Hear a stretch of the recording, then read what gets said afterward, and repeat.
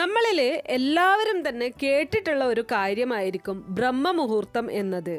എന്നും ബ്രഹ്മമുഹൂർത്തത്തിൽ എഴുന്നേറ്റ് ശുഭകരമായ കാര്യങ്ങൾ ചെയ്യുന്നത് ആയുസ്സിനും ആരോഗ്യത്തിനും ഉപരി ജീവിതത്തിൽ എല്ലാ തലത്തിലും പുരോഗതി ഉണ്ടാക്കുമെന്നാണ് വിശ്വാസം.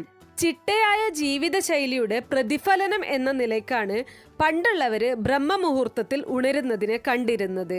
കേവലം ആചാരത്തിന്റെ ഭാഗമായി മാത്രമല്ല, ആയുർവേദ വിധിപ്രകാരവും യോഗാശാസ്ത്ര പ്രകാരവുമെല്ലാം ബ്രഹ്മമുഹൂർത്തം ഏറെ പ്രധാനപ്പെട്ടതാണ്.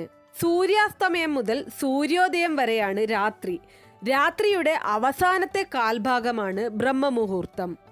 അതായത് കൃത്യമായിട്ട് പറഞ്ഞാൽ സൂര്യോദയത്തിന് മുന്നേയുള്ള 48 മിനിറ്റാണ് ബ്രഹ്മമുഹൂർത്തം. ത്രിമൂർത്തികളിൽ ഒരാളായ ബ്രഹ്മാവിൻ്റെ നാമത്തിൽ അറിയപ്പെടുന്ന ഈ സമയത്ത് അദ്ദേഹത്തിൻ്റെ പത്നിയായ സരസ്വതീ ദേവി ഉണർന്ന് പ്രവർത്തിക്കുമെന്നാണ് വിശ്വാസം. അതുകൊണ്ട് തന്നെ ബ്രഹ്മമുഹൂർത്തം സരസ്വതി യാമം എന്നും അറിയപ്പെടുന്നുണ്ട്.